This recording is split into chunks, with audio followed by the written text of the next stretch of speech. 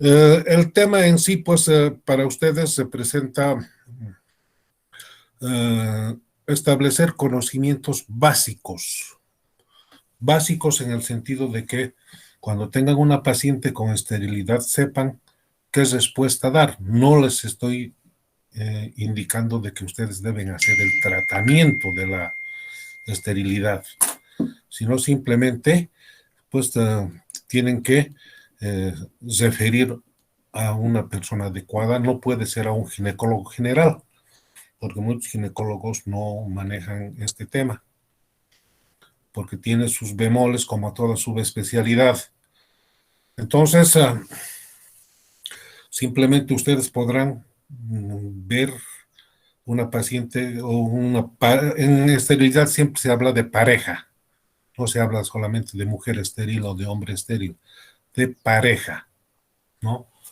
Porque en el proceso de la gestación intervienen dos componentes, uno el masculino y otro el femenino.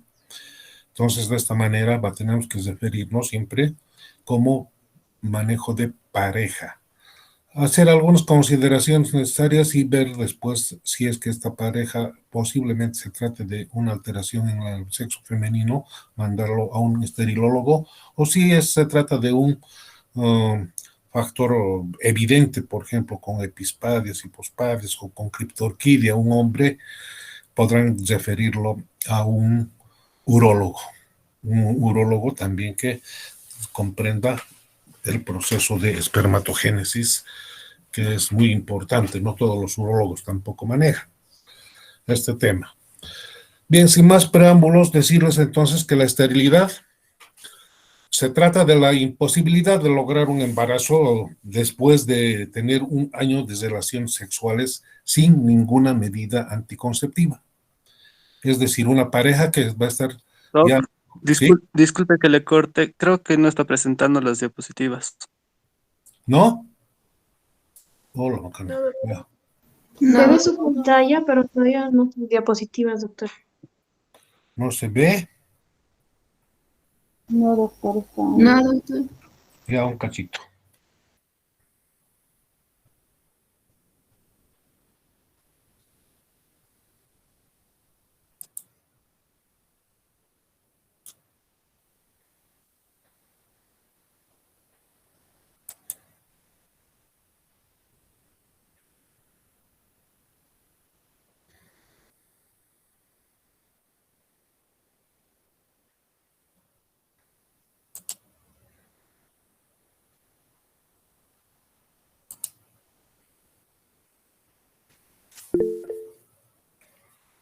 Ahora se ve, chicos.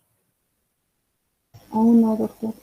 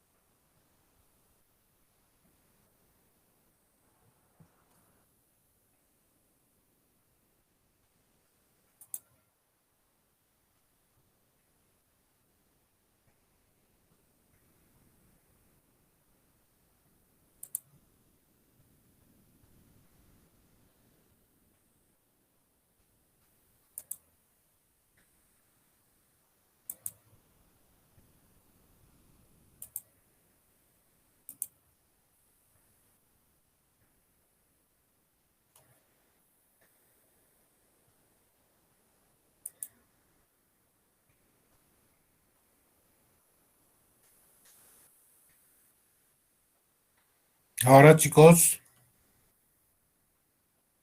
Todavía, doctor. Ahora no sé cómo hacerlo.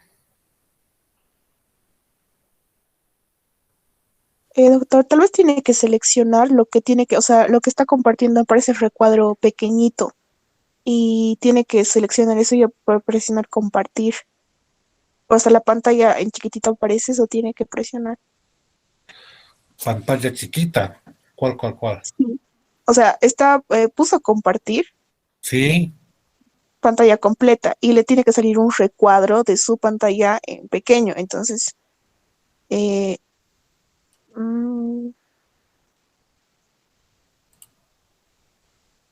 ¿Está en PowerPoint, doctor, su presentación? Sí, PowerPoint está. A ver, voy a intentar presentar ahora de nuevo. Es que me salió una imagen en espejo y no sé cómo hacer desaparecer eso. Una ventana.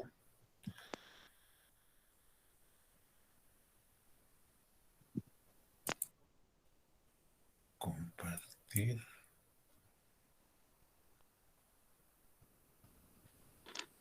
Ahora sí, Doc. Ahora sí se ve.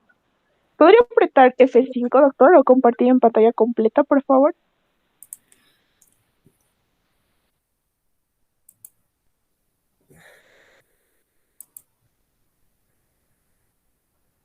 Ahora,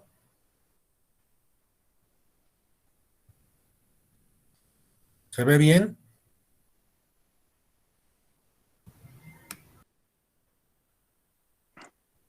Se ve. Sí se ve.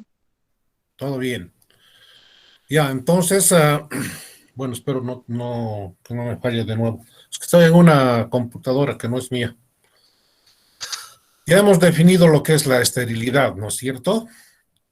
De una pareja joven que se casan, tienen relaciones durante un año porque quieren tener un bebé, no se protegen para evitar el embarazo, no tienen métodos anticonceptivos y sin embargo al cabo de un año, pues no se embaraza. Entonces esta paciente o esta pareja es considerada como una esterilidad primaria.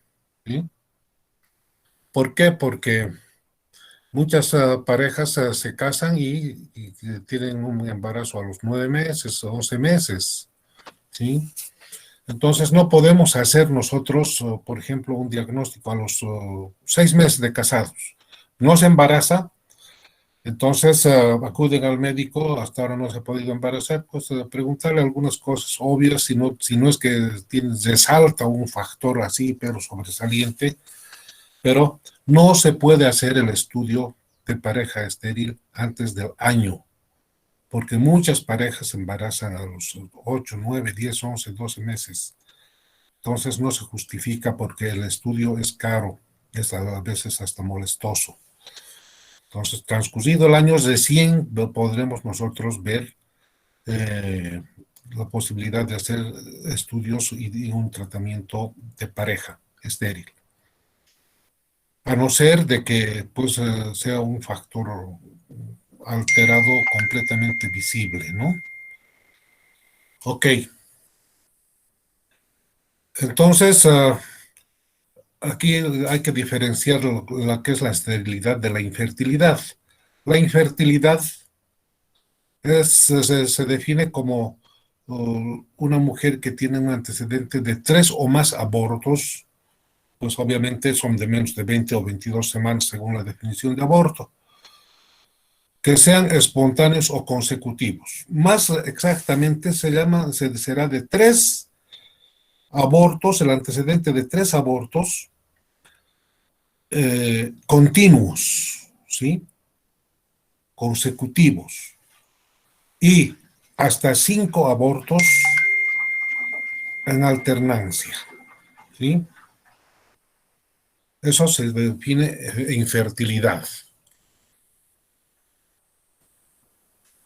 La frecuencia, pues, se ha visto de que eh, el factor masculino, o sea, el varón, va a tener una participación en este proceso alterado de un 15%, la mujer en un 20%, o digo un 30%, aunque esto también ya ha variado mucho y algunos libros citan como si ambos tuvieran el mismo porcentaje de participación en este proceso. Bien, vamos a hacer aquí lo que dice el enfoque de la pareja estéril.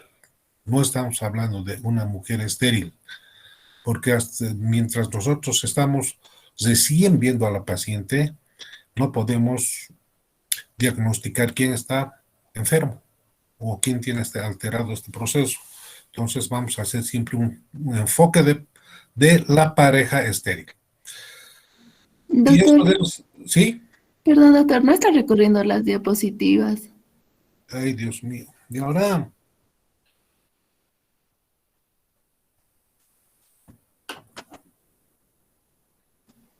Tal vez sería seleccionar cada diapositiva cuando esté presentando, doctor.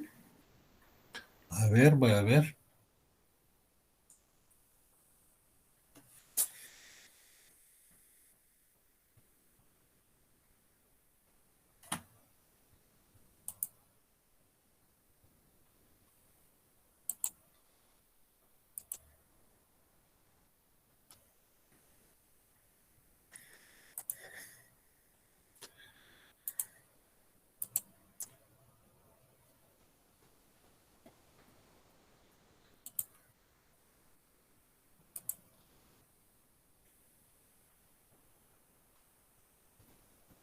O doctor, si pone arriba, dice vista.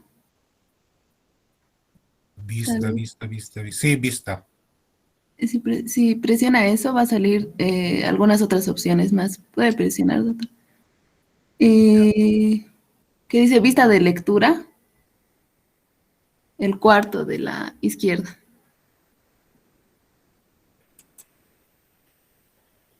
Ahora sí, doctor. Está desde el principio. Ok. Ahora no quiere pasar. No, no, no, no, no quiere.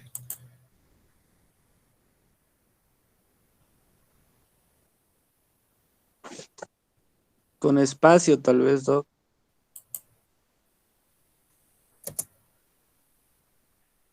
Sí, con espacio sale. Bueno, ya hemos hablado de todo esto. Y sí se ve, ¿no? Lo que cambió. Sí, Doc. Sí, doctor. Ay, aleluya. Bueno, entonces ya hemos dicho de que a la pareja estéril debemos enfocarlos con un problema de ambos. Esto va a exigir que la historia clínica también sea de ambos y la evaluación de cada uno de los factores de esterilidad. Se estudia la esterilidad por factores. Entonces está el factor masculino y el femenino, que pues va a incluir un factor cérvico-vaginal, uterino, tubo peritoneal, endocrino ovárico, etcétera, etcétera.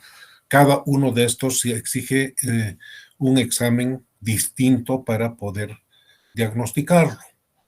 Es costoso, ¿no? Entonces, vamos a ir estudiando todos los factores de esterilidad paso a paso. Entonces, la historia clínica debe ser muy completa y una entrevista tiene que ser a la pareja, simple, explicarle cuál es el problema y que su problema puede no requerir simplemente una o dos consultas, explicarle que va a ser moroso, porque cuando ya estamos haciendo el tratamiento, tenemos que hacer pruebas de tratamiento una sola vez al mes. La mujer ovula solamente una vez al mes, entonces se puede ir prolongando este estudio. Decirles de que deben colaborar, ser disciplinados y básicamente pues no botar la toalla, ¿no? En esta misma entrevista, después de explicarles en qué va a consistir el tratamiento el enfoque a esta pareja estéril, vamos a realizar todos los antecedentes de la mujer como del hombre. Entre estos, pues tendremos que averiguar los trastornos que haya podido tener en el desarrollo, si tuvo o no tuvo alteraciones endocrinas, algunas enfermedades genitales o enfermedades crónicas, y si no tiene el antecedente de alguna cirugía, especialmente de tipo pélvico sobre los órganos genitales internos. Dentro de los antecedentes ginecológicos, importante saber la edad de la menarca, ¿no? El ritmo menstrual, si es mensual, si tiene periodos de amenorrea, oxomenorrea, etcétera. Si tuvo o no tuvo embarazos para poder diagnosticar como una esterilidad primaria o esterilidad secundaria. Los abortos espontáneos o provocados que haya podido tener la mujer, pues también es muy importante este antecedente. Y el tipo de las medidas anticonceptivas. Hay mujeres que utilizan medroxiprogesterona, el famoso de Propovera, por años. Entonces, esto puede provocar una atrofia de endometrio, lo cual es reversible también. La historia sexual, pues como ven ustedes, tenemos que hacer una anamnesis sobre la vida íntima de la pareja. Y hay que tener, pues, hay que ser muy cuidadoso en las preguntas que vamos a realizar, ¿no? Tendremos que preguntar si sus relaciones sexuales son satisfactorias, la frecuencia de las relaciones sexuales, si se complementan ambos, si han tenido vida activa pre o extraconyugal, pues lo cual puede decirnos de que el problema data de más tiempo, ¿no? Si tuvo vida sexual preconyugal. Sumada a la conyugal, pues es mucho más tiempo, porque en el diagnóstico tendríamos que poner una esterilidad primaria de tanto tiempo de evolución. Si es que no se ha podido embarazar más de 2 años, de 2 años de evolución o de 3 años de evolución, etc.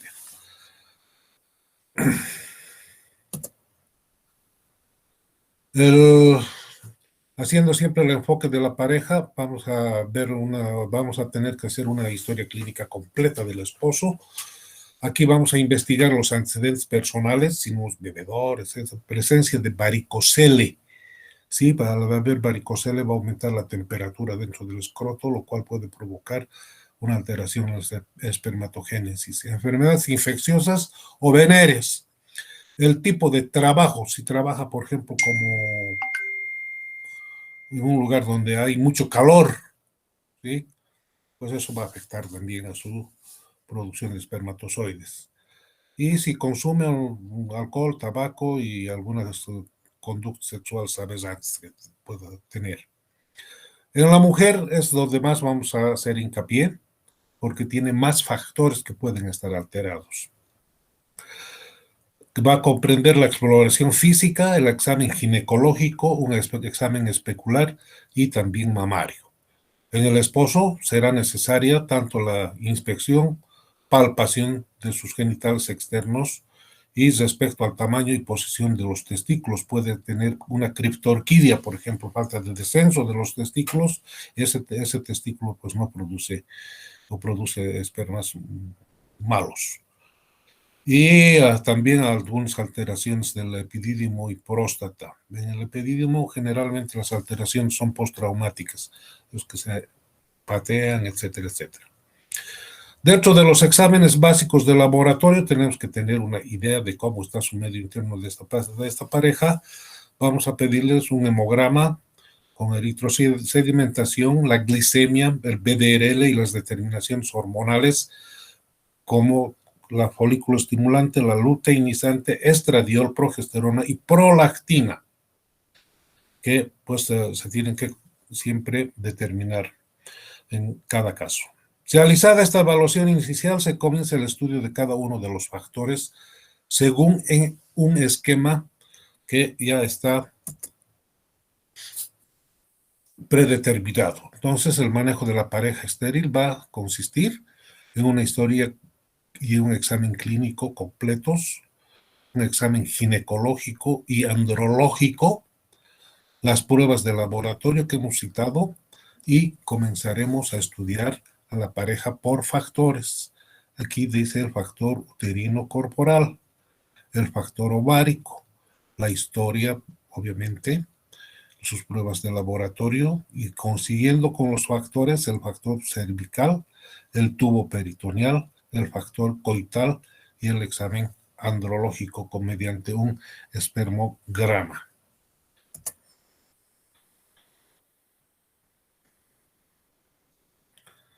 Bien, el factor cervical.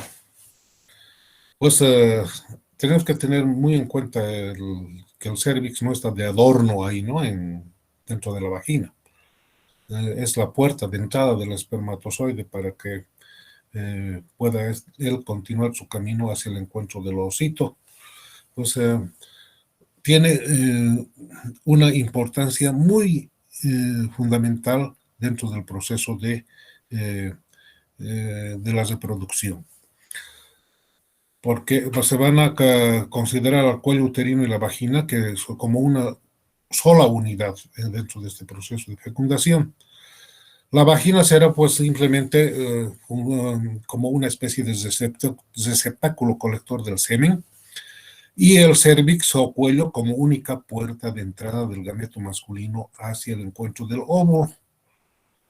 Ahora, para cumplir esta función, el cuello fértil tiene que tener ciertas condiciones. Entre estas vamos a considerar una anatomía normal y una orientación adecuada hacia el fondo. Es decir, de que si ustedes se imaginan un cuello uterino que está dirigido hacia la pared anterior de la vagina, eso nos va a sugerir que se trata de un útero retrovertido, ¿sí? Por la mera física, al ser el cérvix y el útero una sola unidad, pues si el útero se echa hacia atrás, el cérvix va a tener que echarse hacia adelante.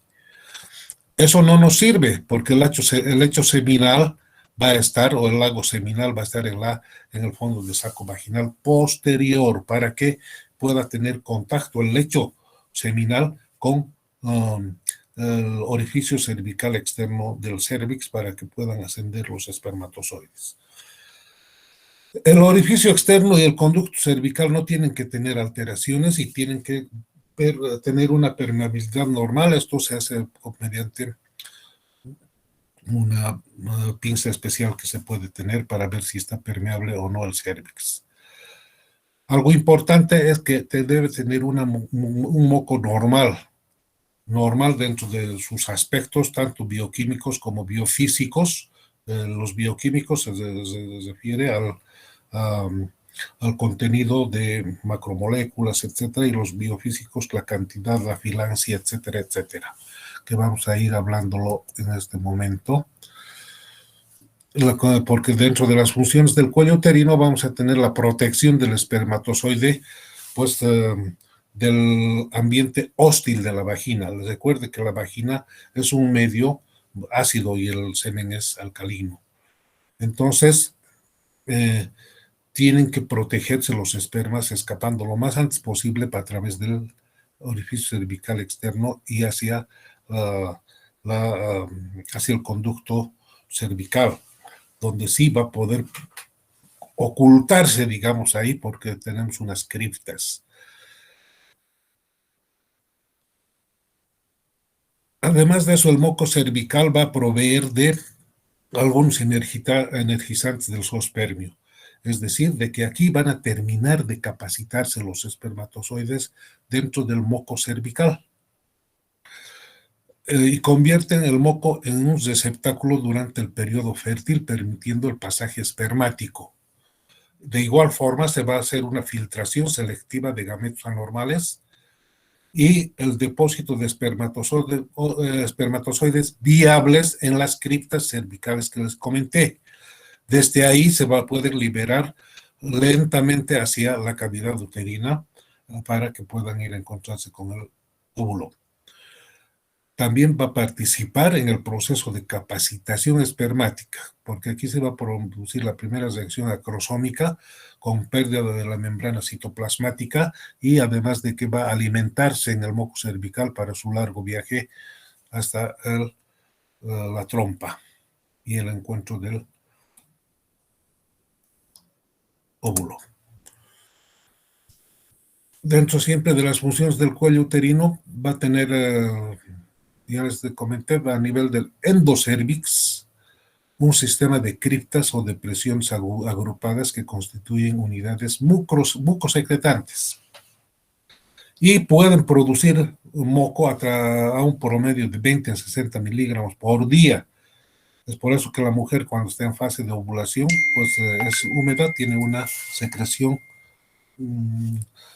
como clara de huevo, lo asemejan, ¿no? Las mujeres saben perfectamente a lo que me refiero, pero los hombres también.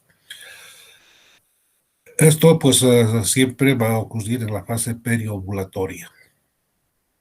Además de que existen a ese nivel células secretoras y ciliadas, los cilios, ¿no? Cuyos cilios van a presentar un movimiento ondulatorio hacia la vagina y el moco cervical contiene un 92 a 95% de agua.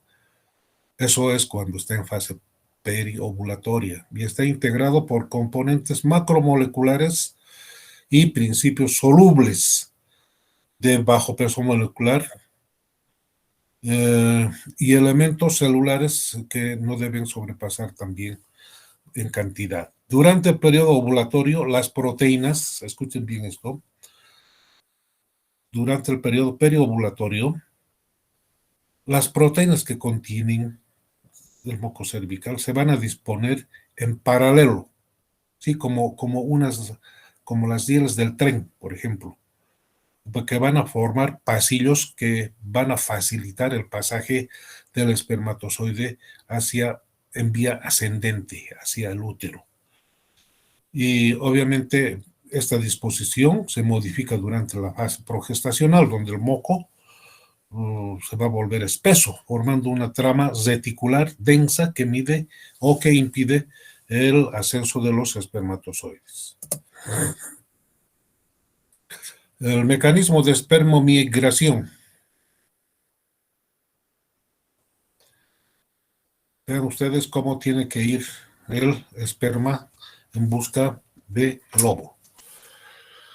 Para este mecanismo van a participar pues el endocervix, que tiene que ser anatómica y histológicamente sano, normal, que además de eso tenga la capacidad de contribuir a la preservación y almacenamiento de los espermatozoides y que además de eso debe facilitar la liberación prolongada hacia el tracto superior, que puede ser hasta 2 horas, para favorecer también, por ejemplo, si la mujer estaba en fase periovulatoria y tiene relaciones, pero no ha ovulado. Pero si el espermatozoide se está liberando poco a poco, pues puede ser de que pueda encontrar cuando ya haya ovulado la mujer. Tiene que producir un moco cervical con las propiedades bioquímicas y biofísicas normales, estructura fibrilar que facilita el proceso de transporte y orientación de los gametos. Ya comentamos anteriormente. En cuanto al semen, tiene que tener espermatozoides normales en cantidad y dotados de movilidad intrínseca suficientes para penetrar el moco. Hay diferentes tipos de motilidad cervical. Ustedes se han debido llevar en embriología también.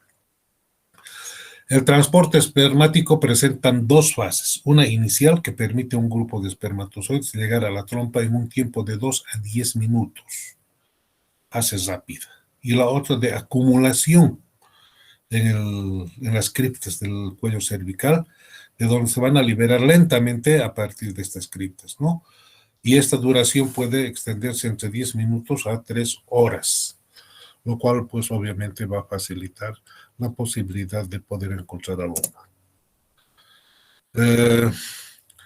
El estudio del cervix o del cuello uterino, la porción vaginal del cervix, se realiza mediante un examen ginecológico y la especuloscopía, que nos van a permitir conocer tanto la forma, la orientación, si está en anteversión, está en retroflexión, lateralizado, etcétera, ¿no? Y la permeabilidad del conducto cervical.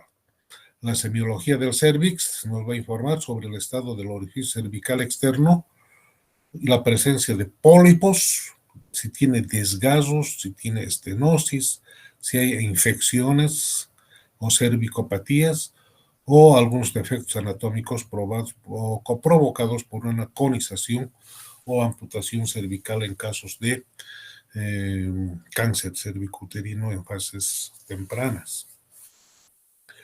Pues en este caso lo que va a estar alterado es el factor cervical, ¿no?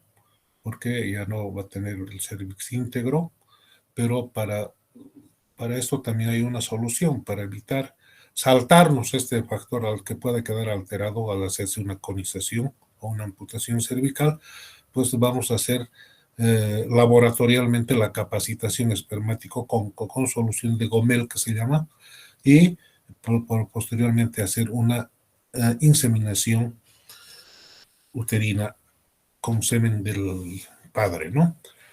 Para saltarnos esta parte que ha quedado alterada. Esto les digo como un adelanto nada más. Seguimos estudiando el moco cervical. Veremos las características físicas, como ser la cantidad, la filancia. La filancia significa la cantidad en en centímetros que puede estirarse el moco cervical, ¿no? La cristalización, a eso se puede ver en hojas de helecho, igual que en la ruptura prematura de membranas, y la viscosidad, si tiene transparencia y si bacteriológicamente está libre de infecciones, eso significa que puede estar muy bien. Un moco cervical, o digo, un moco normal, preovulatorio, debe ser abundante, claro, sin elementos celulares y alcalino, y poseer una cristalización típica y una filancia elevada de 10 o más centímetros. Aquí nos va a decir de cómo podemos ver nosotros la filancia. La recolección del moco se va a realizar por aspiración con una aguja de tuberculina, sin aguja o con una pinza de ramas finas. Puede ser una pinza de pinzas peritoneales. En la puntita se saca un poco de moco del orificio cervical interno y se abre la pinza y vamos a ver hasta dónde puede abrirse. Más o menos tiene que llegar a estirarse hasta 10 centímetros para decir que es un moco cervical. Así que sí, está en buenas condiciones.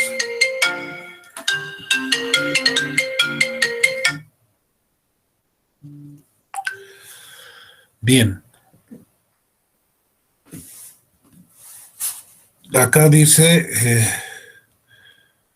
una pinza de ramas finas, ¿sí?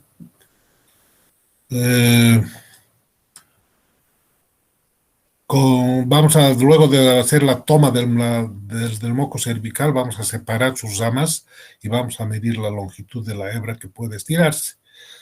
En cambio, el fenómeno de la cristalización que se presenta al desecarse nos va a mostrar una arborización en forma de hojas de helecho, típica entre los días 12 y 15 del ciclo, y constituye un indicador eficaz de un buen tenor estrogénico.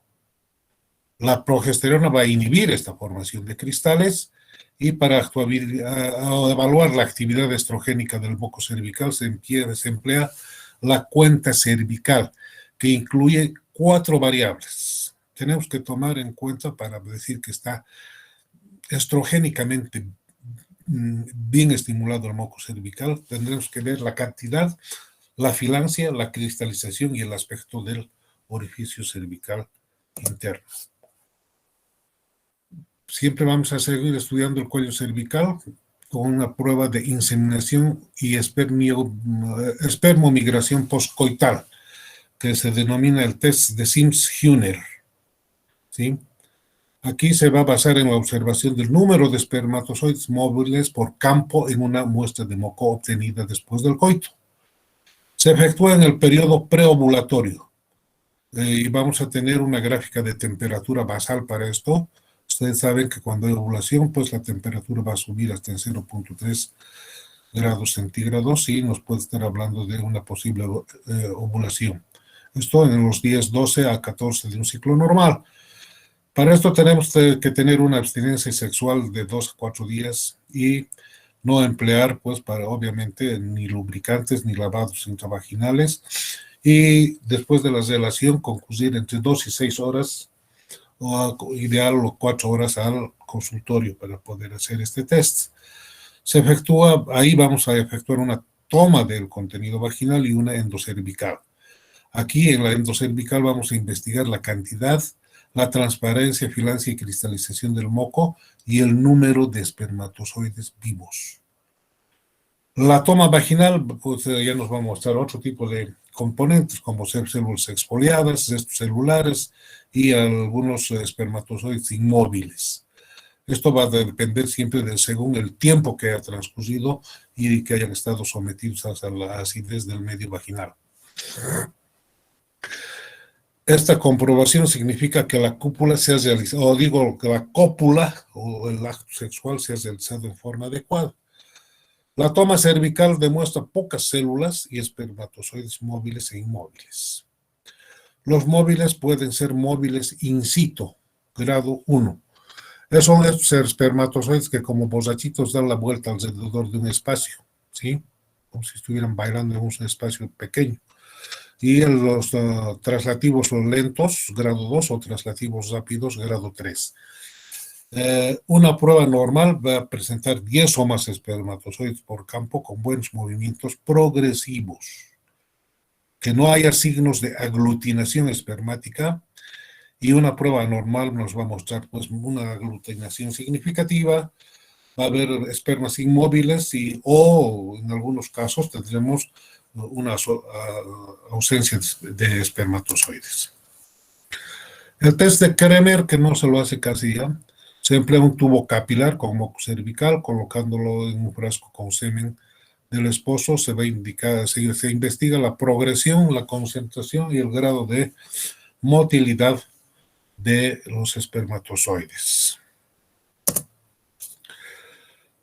Bueno, vamos a ver otro factor ahora, el factor uterino corporal.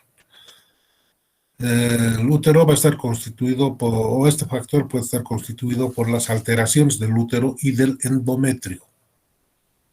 Las alteraciones del útero van a comprender las malformaciones constituidas por los defectos del conducto de Müller en la época embrionaria.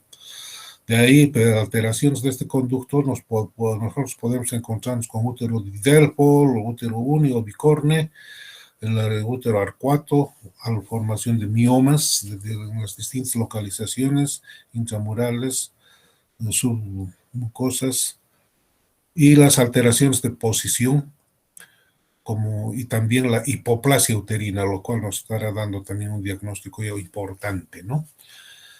O también las sinequias intrauterinas. Esto generalmente en las pacientes que tienen antecedentes de legrados repetitivos. Y dentro de los factores endometriales vamos a incluir a las endometritis, o sea, las infecciones que pueden tener, y una patología hormonal, es decir, de que el endometrio no reacciona bien frente al estímulo hormonal, como ser una fase lútea inadecuada, y los pólipos endometriales, que pueden funcionar como una especie de dispositivo intrauterino. La fase lútea inadecuada, pues ya estamos haciendo esto ya vamos a verlo a través de un legrado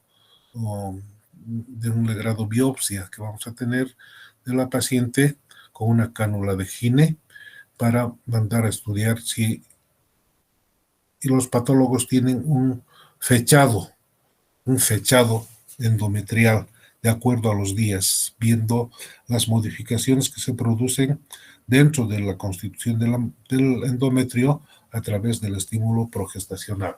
Por eso que debe hacérselo en el día 21 a 24. El diagnóstico, el examen ginecológico informa sobre el tamaño, la posición, la movilidad del útero, ¿no? La histerometría, con un histerómetro vamos a ver el tamaño y las características ya de la cavidad uterina y la situación del cuerpo en la pelvis, si está en anteversión, en retroversión, etc. Un conducto cervical dilatado que permite el paso fácil de una bujía de Hegar número 7 establece el diagnóstico de una incompetencia cérvico-vaginal, ¿no? Obviamente las alteraciones del moco cervical también pueden estar alteradas. La biopsia de endometrio es importante, lo que les decía anteriormente. Se va a realizar esta biopsia de endometrio en la segunda mitad del ciclo, entre los días 22 a 24, y nos va a permitir ver, obtener muestras de endometrio que enviaremos al patólogo, cuyo estudio histológico confirma una alteración hormonal o un cuadro de endometritis. Nos dirán los patólogos si es infeccioso o es una alteración hormonal. Ahora pues ya disponemos de un histeroscopio que nos permite visualizar directamente la cavidad uterina o cavidad endometrial. Permite la inspección directa de la cavidad uterina y el diagnóstico de pólipos endometriales, miomas submucosos o sinequias, o el síndrome de Ackermann, que se llama también, que se produce en los abortos repetitivos.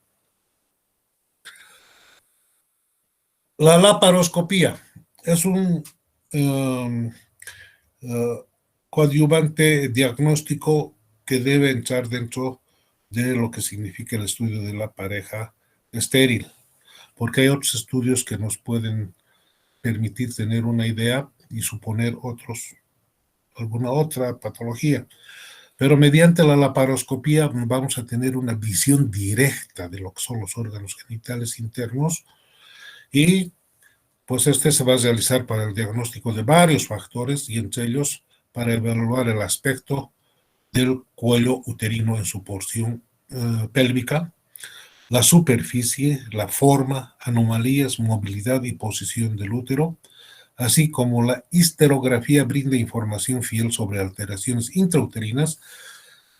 La laparoscopía nos va a indicar las modificaciones en su superficie y la histerografía más la laparoscopía se van a complementar y nos van a ayudar a hacer un diagnóstico mucho más importante.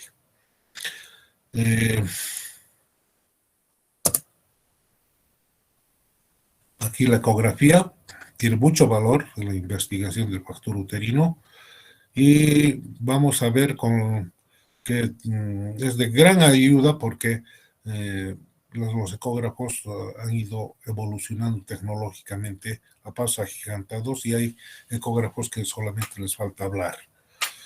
Pues si al margen de que se trata de un método que no es invasivo, es seguro, de fácil realización y útil para el diagnóstico de anomalías del útero, en especial a las que se refieren al tamaño y las alteraciones de la cavidad uterina, ¿no?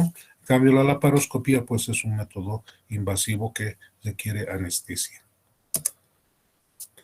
El factor tuboperitoneal, esto se refiere a las trompas y al peritoneo, y también algunos otros órganos vecinos a la pelvis.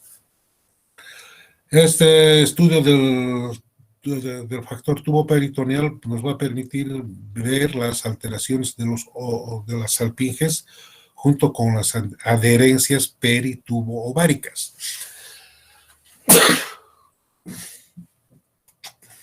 Perdón.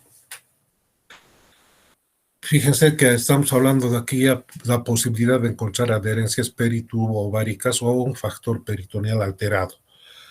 Cada uno de estos va a representar las causas más frecuentes de esterilidad. Es muy importante este factor tuboperitoneal porque un buen porcentaje de la esterilidad se debe a bloqueo tubo-ovárico debido a las infecciones especialmente. Hay un espacio tubo-ovárico que también es de importancia fundamental. Ese espacio tubo-ovárico se refiere al espacio entre lo que es el ovario y la trompa, que debe estar la trompa pues casi besando al ovario, ¿no? Pero si está retraída la salpinge por algunas adherencias, pues no van a tener, las fimbrias no van a tener un contacto con el ovario y no van a poder recoger los ovocitos.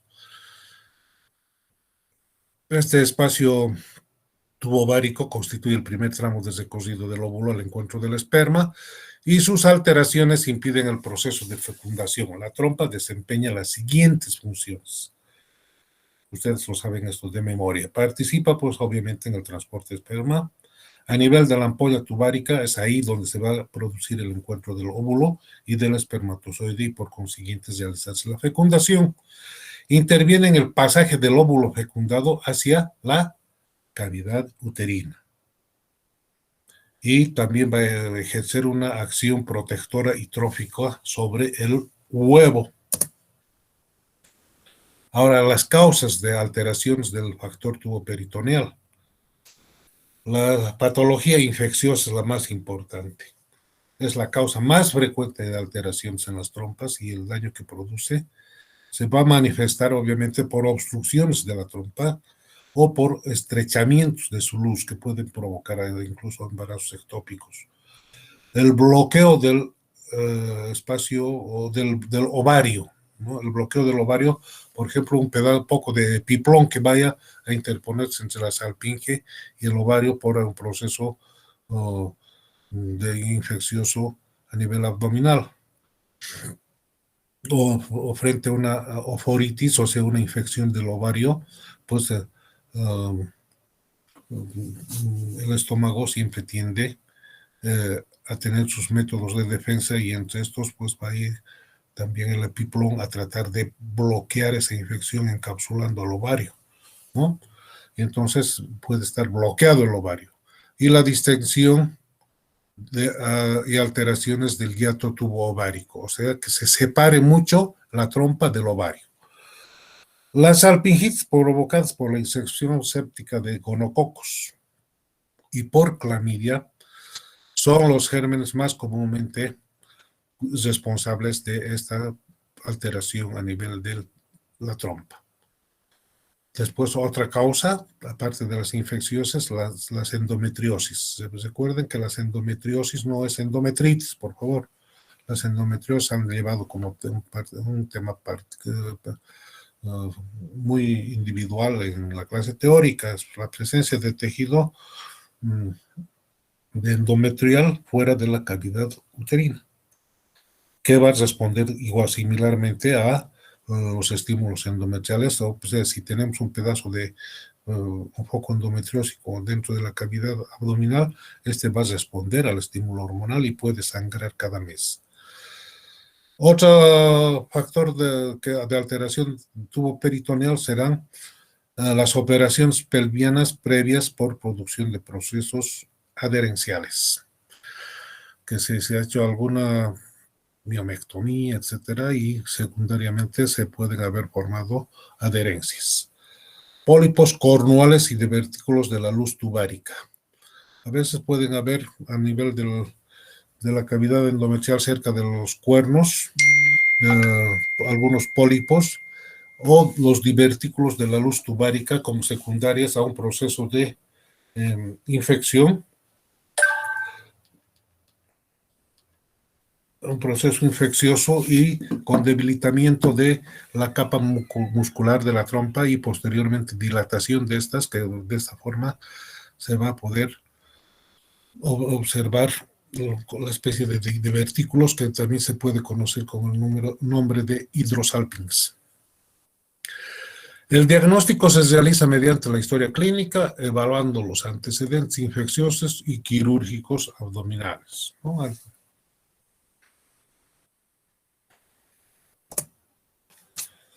La histerosalpingografía, elemental en el estudio de la pareja estéril. Lo primero que hay que ver es que si hay permeabilidad tubaria, ¿sí? Para informar sobre el estado del útero y las trompas en su ejecución. Para este estudio se va a usar una sustancia radioopaca iodada hidrosoluble y para una mejor comprobación del pasaje a la cavidad peritoneal en toda mujer en edad fértil. Esta histerosalpingografía debe realizarse inmediatamente después de la menstruación y antes del día 10, porque pueden haber embarazos después a los 20 días de un ciclo, y si nosotros inyectamos esta sustancia hidrosoluble, podemos alterar ese embarazo. Entonces, antes del día 10, pues es muy poco probable que esté embarazada. En este estudio se inyecta el medio de contraste a través del orificio cervical externo y mediante la pantalla televisiva de rayos X vamos a ver la progresión del material de contraste, evaluando el pasaje hacia la cavidad uterina y pues el paso hacia el desde el oviducto hasta la cavidad peritoneal. Pues nos va a dibujar en toda su magnitud la cavidad endometrial, si las trompas están permeables y si estas pasan o no pasan a la cavidad abdominal, que se llama la prueba de Coté. La prueba de Coté constituye entonces la última parte del estudio y consiste en el registro de pasaje a la pelvis del material de contraste. Y en la prueba normal vamos a ver como una imagen en vasido de la pelvis menor, así como si le hubieran dado un brochazo, ¿ya? Se va a ver eso. O también puede verse este material de contraste en las heces intestinales. Esto pues nos está hablando en el sentido de que ha existido un paso tubárico adecuado. Si no pasa el material de contraste, la prueba de T va a ser negativa, no va a haber el material en la cavidad abdominal, entonces es una histerosalpingografía con trompas bloqueadas. Y además nos puede decir también a qué altura está bloqueada la trompa, si está a nivel del cuerno, si está del istmo o en los otros segmentos de la salpinge. Durante la laparoscopía, al margen de ver la superficie de todos los órganos pélvicos, podemos aprovechar para realizar una cromotubación, para comprobar nuevamente la permeabilidad tubaria. Constituye el último estudio en la evaluación de la pareja de mujer estéril. Esto, pues, obviamente se tiene que hacer en el quirófano, bajo anestesia. Se hace el neumoperitoneo, se introduce a través del ombligo la óptica que nos va a permitir una visión directa de los órganos genitales internos. Estudia la trompa y el espacio tubo-ovárico. Informa sobre las características del oviducto, en especial la movilidad, la longitud o presencia o ausencia de adherencias que pueden estar bloqueando la trompa o el hiato tubo-ovárico. Acá la cromotubación va a consistir en una inyección a través del cuello uterino de azul de metileno a presión. Y como estamos viendo por arriba nosotros, vamos a observar con el laparoscopio el pasaje de este material de azul de metileno si pasa por la trompa. Si tiene alguna rapidez en su pasaje o que está frente a una obstrucción tubárica, lo cual no lo va a permitir pasar más allá de donde está bloqueado. O vamos a ver que se va a dilatar la trompa en un segmento o en su totalidad según el lugar de bloqueo, lo que se conoce como hidrosalpinx. Es una trompa patológica que no tiene ya musculatura lisa porque es una trompa que ha vencido posiblemente una infección, pero con destrucción de su capa muscular. Factor ovárico estudia la presencia de ovulación, determinado si se ha producido la liberación desde el folículo ovárico, obviamente de un óvulo maduro. La ovulación normal es el resultado de una serie de acciones en la que participan tanto el sistema nervioso central, el eje hipotálamo hipofisario y los mecanismos de retroalimentación. Cualquier alteración a cualquier nivel se traduce en un cuadro de anovulación. Estos pacientes presentan una variedad de alteraciones menstruales, amenorrea variable u oligomenorrea. Aunque el ciclo mediano anovulatorio es el más frecuente, y si bien la menstruación tiene lugar cada 28 a 30 días, la imposibilidad de lograr el embarazo produce la consulta. En este caso es más difícil, tenemos que hacer evaluaciones hormonales muy determinantes, porque son pacientes que están menstruando normalmente. Entonces, si está menstruando normalmente, quiere decir que hay acción progestacional, ¿no? Y que hay ovulación, porque si no hay ovulación, no menstrua. Pero pueden ocurrir casos muy particulares que no ovule normalmente. La temperatura basal, ustedes esto por sus conocimientos de embriología lo conocen muy bien. Es un método simple y de valor para detectar la ovulación retrospectivamente. Tenemos que tomarla diariamente por la mañana antes de hacer ningún ejercicio, antes de caminar, etcétera. Y no hacer ninguna actividad física, ¿no? Se debe efectuar la toma rectal durante 5 minutos y se va a anotar en un registro para confeccionar una curva. Normalmente en la fase folicular la curva va a presentar valores menores a 37 grados y va a comenzar el acceso alrededor de la ovulación. ¿Por qué? Porque la progesterona tiene una acción termogénica. Y acá se va a dibujar una meseta más elevada en la segunda mitad del ciclo con temperaturas mayores a 37 grados centígrados en más o menos 0,3 grados centígrados. Tampoco es que va a tener una fiebre. Y esto se va a mantener hasta la próxima menstruación. Es la curva bifásica menstrual. Cuando existe anovulación, la curva es plana por debajo de 37 grados durante todo el ciclo. es una curva monofásica. Cuando pregunto esto en el examen, pues no toman en cuenta, parece, es lo que les estoy diciendo y no contestan bien. El ascenso térmico comienza simultáneamente con el pico de LH, es decir, la hormona luteinizante que cuando se produce el pico de LH se va a producir la ruptura folicular. Y pues al romperse el folículo va a aumentar la progesterona, mínimamente por encima de 4 nanogramos por mililitro. La elevación térmica es secundaria a la liberación de progesterona y se debe a su acción termogénica sobre los centros hipotalámicos. Para estudiar el factor ovárico se aplican generalmente el radioinmunoensayo para detectar si hay una ovulación. Para esto vamos a determinar la hormona luteinizante, el estradiol, la progesterona. La luteinizante se estudia en el plasma y mediante análisis diario se detecta el pico de luteinizante con valores entre 40 y 60 miliunidades mililitro o mayores. El estradiol se presenta un pico de 24 horas antes del pico de LH y sus valores normales oscilan entre 200 a 500 picogramos por mililitro. La progesterona, ya eso se produce posterior a la ovulación, o sea, después de la ruptura folicular, la liberación del óvulo y la formación del cuerpo lúteo. Esta progesterona comienza su ascenso hacia el día 22 o 24 del ciclo, alcanzando valores entre 10 a 15 miligramos por mililitro. Entonces, si los valores de progesterona los días 22 y 24 van a subir hasta 10 a 15 miligramos, esto es porque van a tener una acción directa sobre la composición del endometrio. Entonces, los patólogos hacen un fechado endometrial de acuerdo a los días y de acuerdo a los cambios que produce la progesterona dentro de la mucosa endometrial.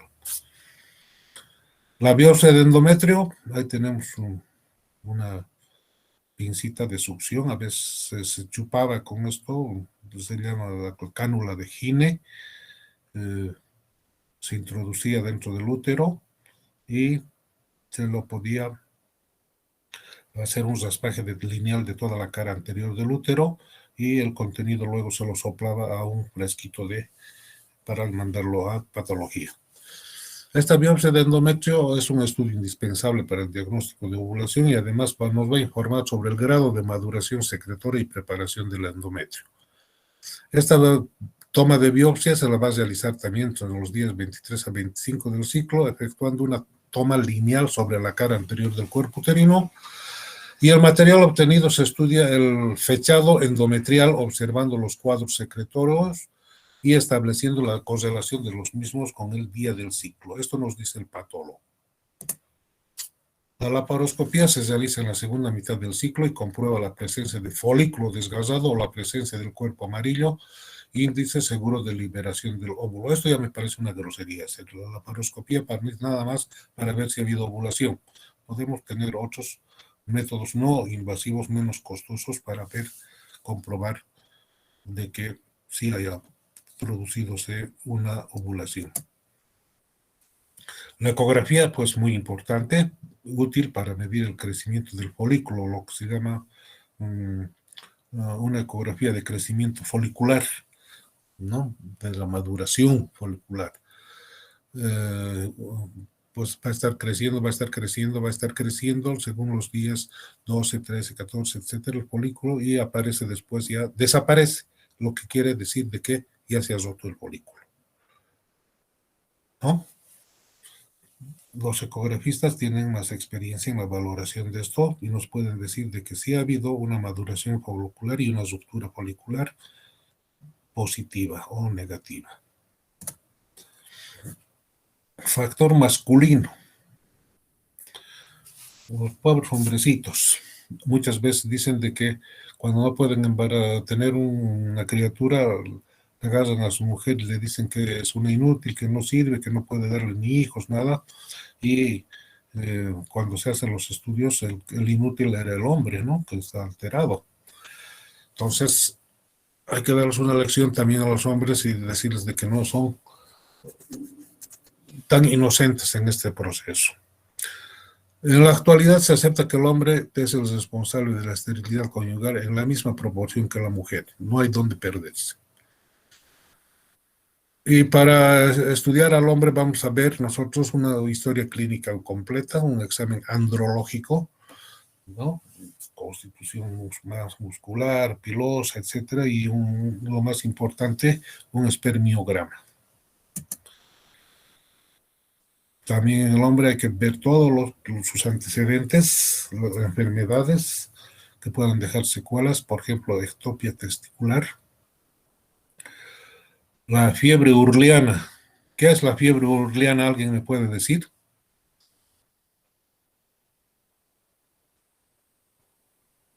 ¿Nadie? Hola. Bien, la fiebre urliana es la fiebre producida por la parotiditis, ¿no? Por un virus que puede dejar secuelas después en los testículos. Se ha tenido infecciones como la blenosargia, tuberculosis o algunas otras infecciones inespecíficas que pueden ser determinadas como causantes de uretritis, orquitis, prostatitis o algunas alteraciones endocrino-ováricas o endocrinas como que pueden producir un hipogonadismo hipofisiario, diabetes, insuficiencia renal, etcétera, etcétera. La función sexual referida a las relaciones sexuales y a su ritmo y frecuencia. Otros antecedentes, interrogar sobre la clase de trabajo, tipo de vestimenta, que no ajuste mucho o muy excesivamente los órganos genitales hacia el cuerpo porque los va a someter a mayor calor, ¿no? Por eso es que el escroto se ha hecho de esa naturaleza para que en casos de mucho calor se aleja del cuerpo y cuando hace frío se acerca. Consumo de tabaco y alcohol, etcétera. A ver, chicos, denme signos de vivencia, díganme, ¿cómo están? Bien, doctor, gracias. Parece que están durmiendo. Bien, doctor.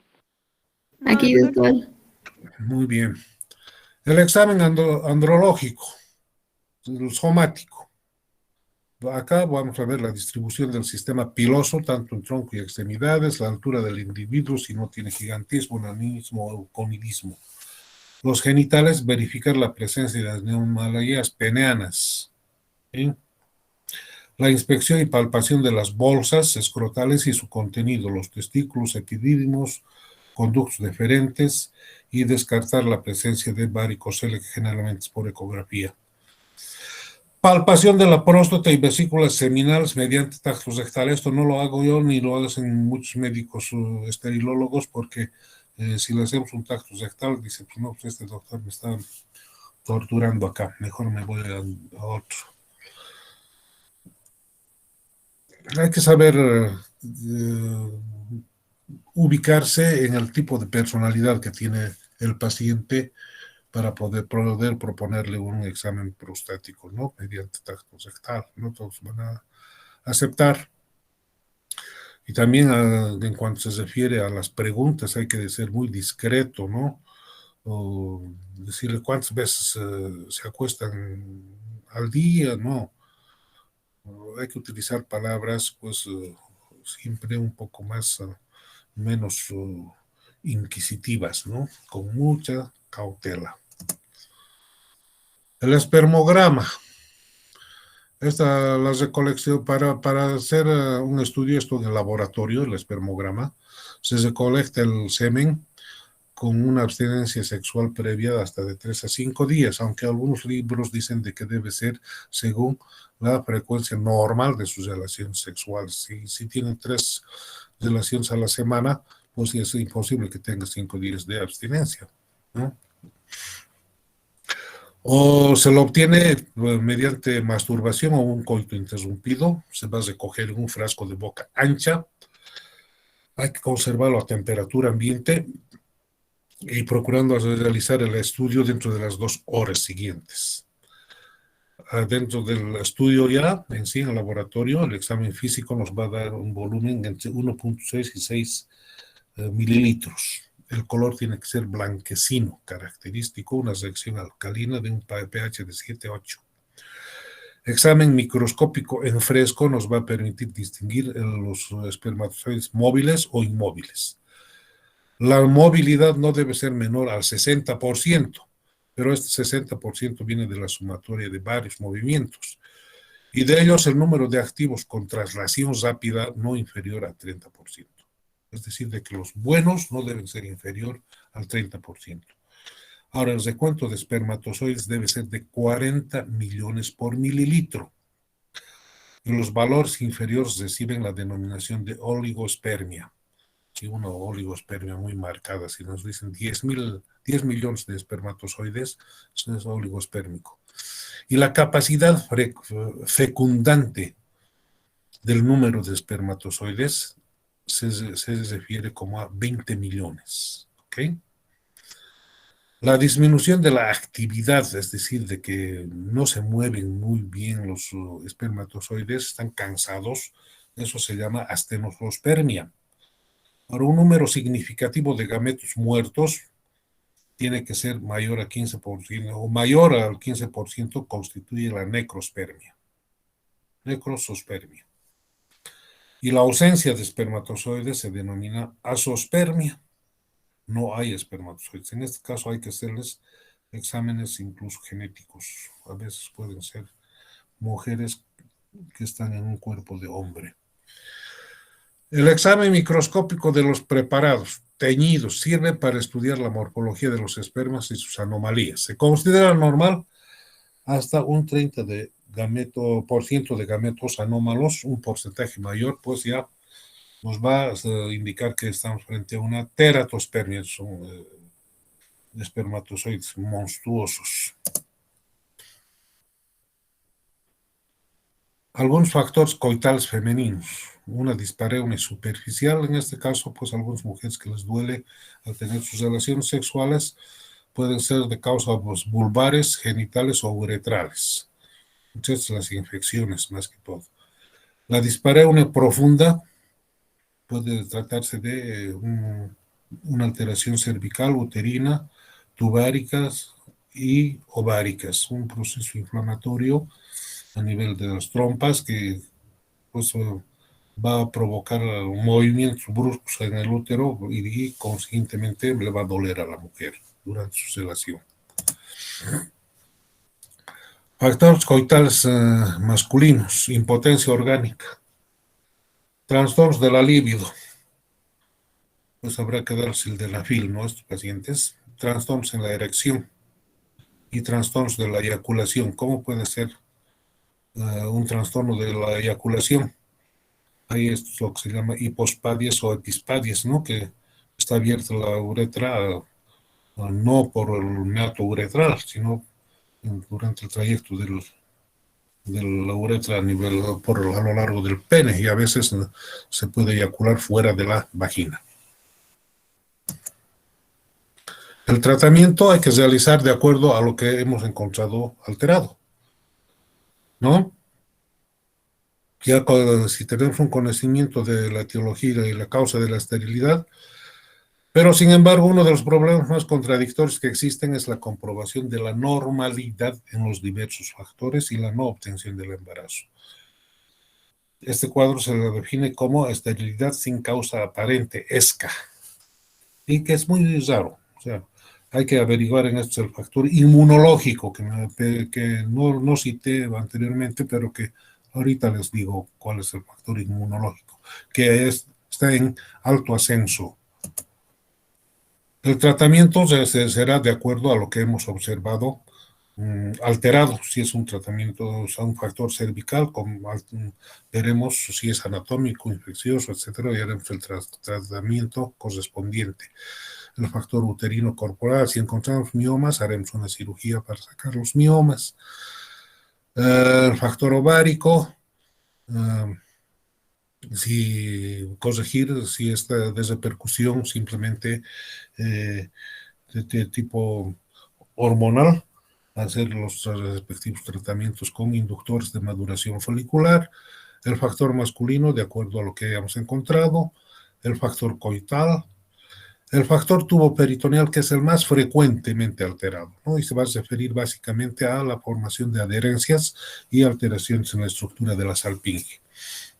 En este caso se puede hacer lo que se llama la microcirugía promotora de fertilidad. Ese es un capítulo que ya es de súper especialidad. En el tratamiento del factor cervical en moco deficiente, eso quiere decir que los estrógenos con actividad selectiva sobre el tracto vaginal inferior deben ser administrados a la paciente para que mejore la calidad del moco. Las endocervicitis se hará un cultivo, antibiograma y la administración de antibióticos de acuerdo al informe. La hostilidad cervical, esto es lo que les decía el factor inmunológico. Aquí se produce la incompatibilidad inmunológica. Esto se produce, es como si el hombre, así vulgarmente dice que le está vacunando a la mujer en cada relación sexual. Está depositando ahí una especie de antígeno que la mujer puede responder con la formación de anticuerpos. ¿Sí? Esto en relaciones muy prolongadas antes de llegar a casarse, ¿no? Tienen relaciones durante años con un control de fertilidad adecuada, pero tienen las eyaculaciones. Entonces, puede formar anticuerpos la mujer antiesperma, ¿sí? En una relación prolongada. Entonces, el tratamiento de esto va a ser, pues, de que durante un buen tiempo tenga que no estar sometida al esperma masculino, y para esto se va a utilizar preservativos para evitar eyacular dentro de la vagina, o hacer una inseminación intrauterina para saltar el cervix y burlar a estos anticuerpos que están afectando al esperma. Alteraciones mecánicas por procesos locales, como ser, por ejemplo, extirpación de tumores, pólipos, etcétera, etcétera. Factor uterino corporal, los miomas, hay que hacer la miomectomía. La sinexis intrauterina o síndrome de Ackermann, se dará una dilatación y divulsión de adherencias intraendometriales. Esto se puede hacer también con la ayuda del histeroscopio. Antes no había esto, pero ahora sí. Las infecciones, según tratamiento específico, según cultivo y antibiograma.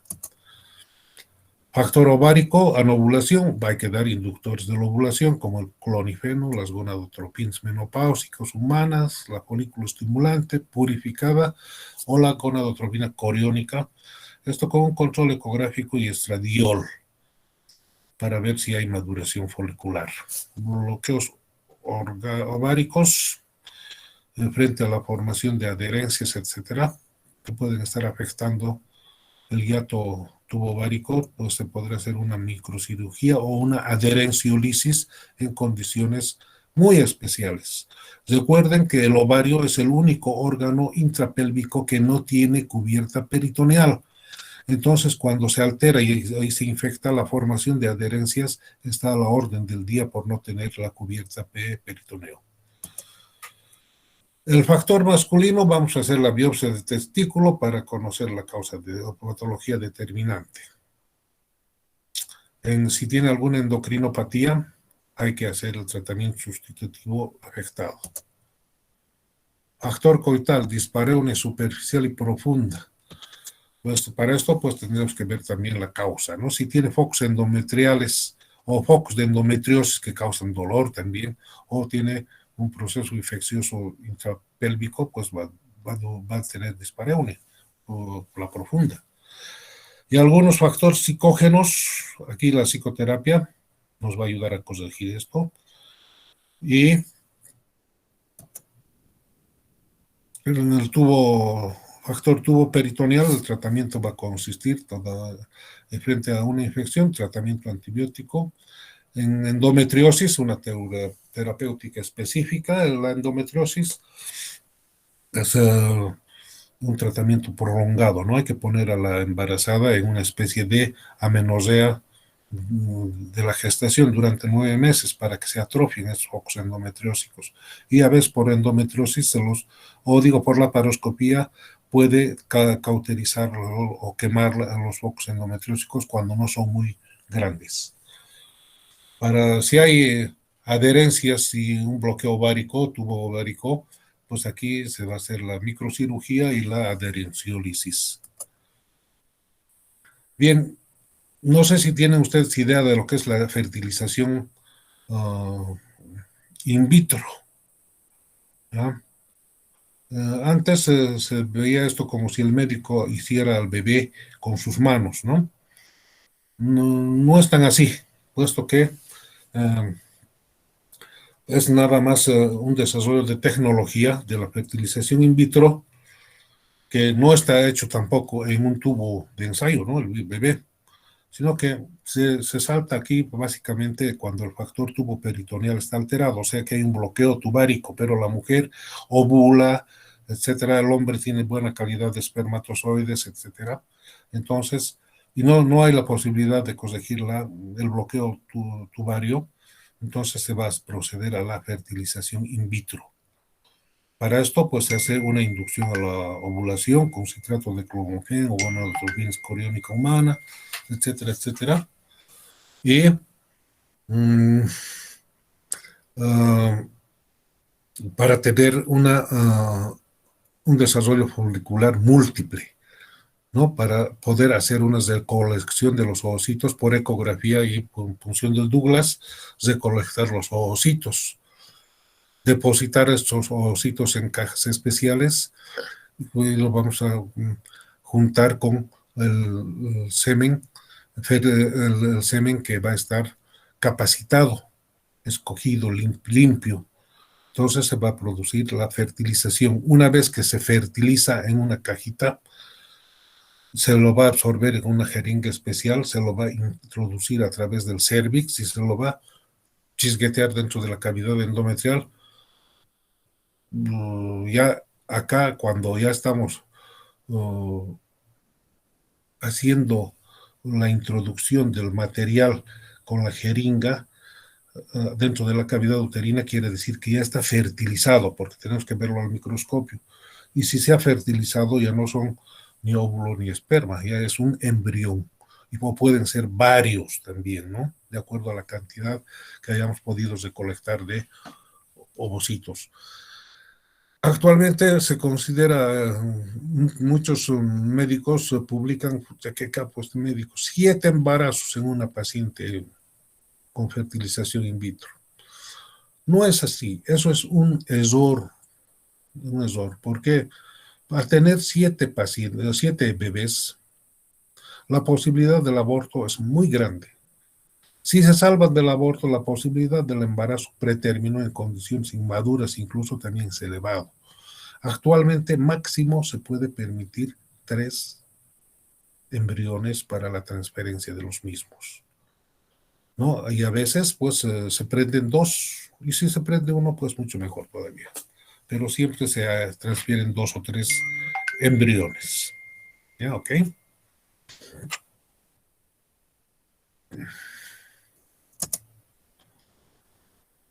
Y eso sería todo por hoy. Algunas preguntas, por favor.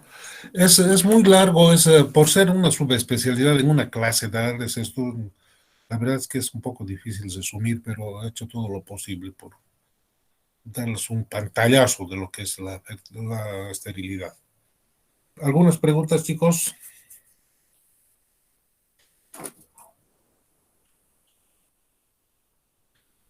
¿No hay preguntas?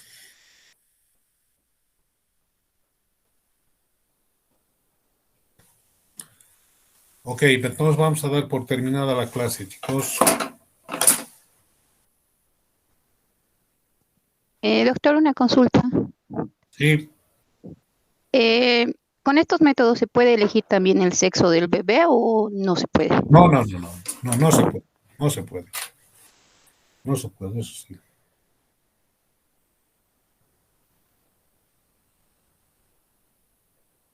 ¿Alguna otra pregunta?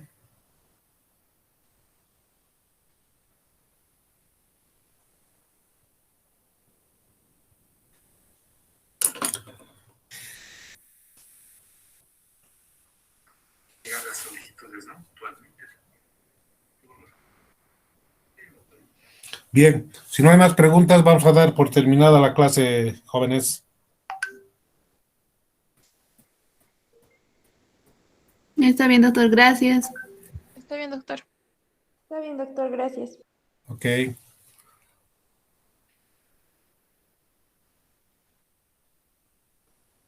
Gracias, doctor. Hasta luego. Hasta luego. Gracias, doctor. Hasta luego. Gracias, doctor. Adiós. Hasta luego.